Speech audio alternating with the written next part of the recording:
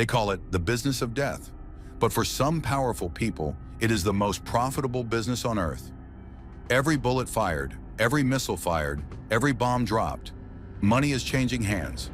Behind the wars we see on our screens lies an invisible network of politicians, defense contractors, middlemen, and private brokers, all making billions from human suffering. It's not about defense anymore. It's about profit. And today we're delving into the dark world where morality ends and money begins, the global arms trade. Let's start with the truth that many people don't want to hear. The world spends more than $2.4 trillion on the military every year. Out of this, about $130 billion is spent only on import and export of arms. The United States, Russia, France, China, and Germany dominate about 80% of this market.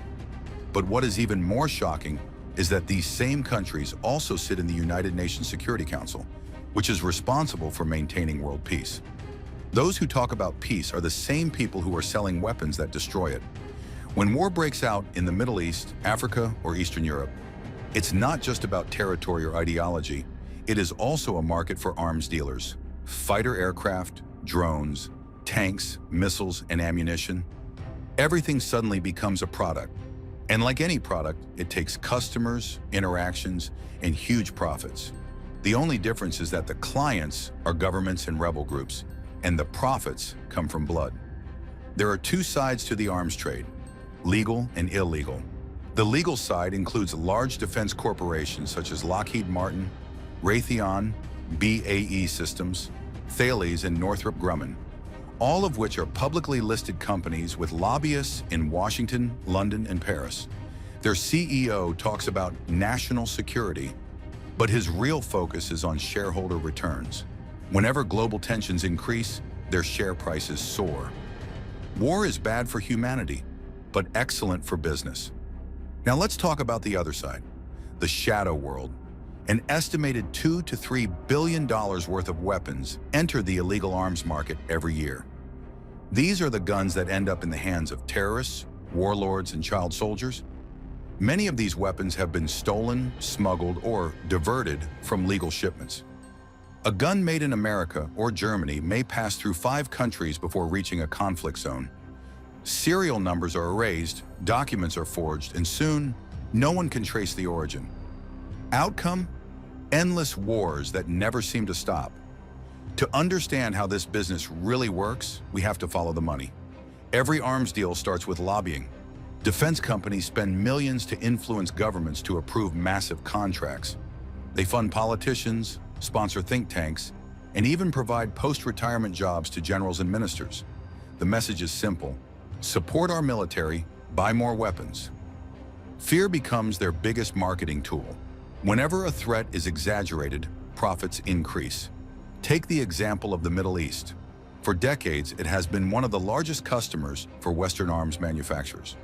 Saudi Arabia, the United Arab Emirates, and Qatar buy billions of weapons every year: fighter jets, bombs, and air defense systems. In return, Western governments secure their oil interests and political influence in the region. When these weapons are later used in conflicts like Yemen, killing thousands of civilians, no one takes responsibility. The contracts have already been signed and the money has been paid. In Africa, the story's different but equally dark. Many wars on the continent are fought with weapons coming from Eastern Europe and Asia. During the Cold War, both the US and the Soviet Union flooded Africa with arms to support their proxy wars. Decades later, those weapons are still circulating in black markets. Today, small arms are the real killers, not tanks or jets. In some areas, an inexpensive AK-47 can be purchased for less than a goat, and that one weapon can destroy entire villages. Then there are arms brokers, private middlemen who connect buyers and sellers. They operate in a legal gray zone, using fake companies and offshore accounts to hide their dealings. One of the most notorious was Victor Bout, known as the Merchant of Death. It supplied weapons to warlords in Africa, dictators in the Middle East, and militias in Latin America. Bout was eventually captured by US agents in 2008 and sentenced to 25 years in prison, but he was later exchanged in a high-profile prisoner swap. His story proves one thing: stopping the arms trade is too valuable. even for governments. The global arms trade also runs on hypocrisy. When Western countries accuse others of human rights violations, they often ignore their own arms sales. For example, while the U.S. publicly criticized Saudi Arabia for civilian deaths in Yemen, U.S. companies continued to supply the bombs used in the same airstrikes. Similarly, France and Germany talk about peace in Africa, but silently give arms to countries with poor human rights records. This is a double standard driven by greed. And what about the victims of this trade? Millions of innocent civilians became trapped in wars they did not start. Refugees were forced to flee their homes, children who grow up surrounded by weapons instead of schools. The cost of this business is not measured in dollars, it is measured in lost lives. Yet to the elites behind it, these lives are mere statistics, collateral damage in a market they cannot afford to lose. The truth is that wars do not just happen, they are created. Conflicts become opportunities to test new weapons, demonstrate advanced technology, and attract more buyers. When a country buys a new missile system, its neighbor feels threatened and buys the same. The cycle of fear ensures continued profits. Peace doesn't sell, fear sells. For example, look at the war in Ukraine. Western arms manufacturers have made record profits since 2022. Countries across Europe rushed to withdraw, NATO's budget skyrocketed, and companies like Lockheed Martin received billions of dollars in new contracts. Politicians called it support for democracy, but for the defense industry, it was a gold rush. Every crisis becomes a business opportunity. Even the arms fairs where these weapons are displayed look like tech exhibitions. Flashy booths, champagne receptions, and flashy presentations. Countries send their generals shopping for missiles and drones as if they were buying luxury cars. But the reality behind the glamour is that every sale means more deaths somewhere. Then comes the financial side. Banks. Large financial institutions quietly provide funding to arms manufacturers, providing loans and credit facilities for large deals. They also profit from interest, investments, and even insurance covering arms shipments to unstable regions. In other words, the war benefits not only manufacturers, but the entire financial system. International efforts to regulate this trade, such as the Arms Trade Treaty, ATT, have largely failed. Many major exporters, including the US and Russia, either refused to ratify it or ignored its guidelines. The breach remains wide enough for a tank to pass through. As long as the weapons are labeled as defensive, countries can legally export them to anyone. And with billions of rupees at stake, enforcement becomes nearly impossible. Some activists and organizations are trying to expose the system. Groups such as Amnesty International and Transparency International document trafficking and corruption. But their voice is small compared to the political and corporate giants behind the business.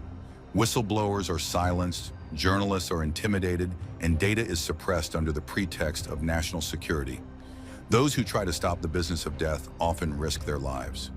What's most disturbing is how common it has become. The arms trade is no longer seen as evil. It is seen as a necessity. Politicians call it defense spending, investors call it growth, and economists call it stability. But when we look closely, we see what it really is: the systematic monetization of violence. A global industry that thrives only when humanity suffers. So who really controls this business? Not just companies or governments, but a web of power connecting the two. It's a revolving door between the defense departments and the boardroom. Officials who approve weapons contracts today may join those same corporations as consultants or executives tomorrow. Corruption doesn't always look like bribery. Sometimes it looks like promotion.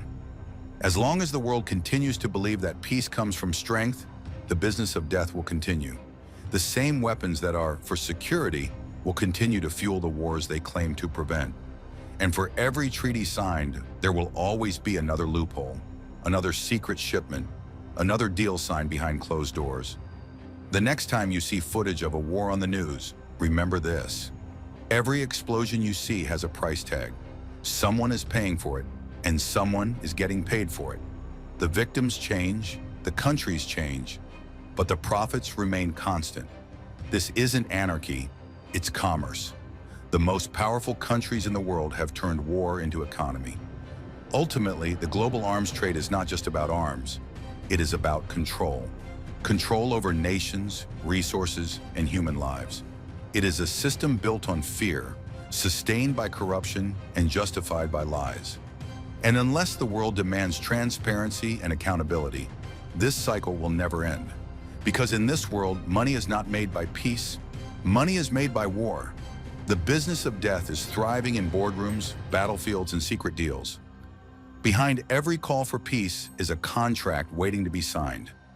Maybe it's time we started asking the real questions. Not who wins the war, but who benefits from it. Because until we understand this, humanity will continue to pay the ultimate price.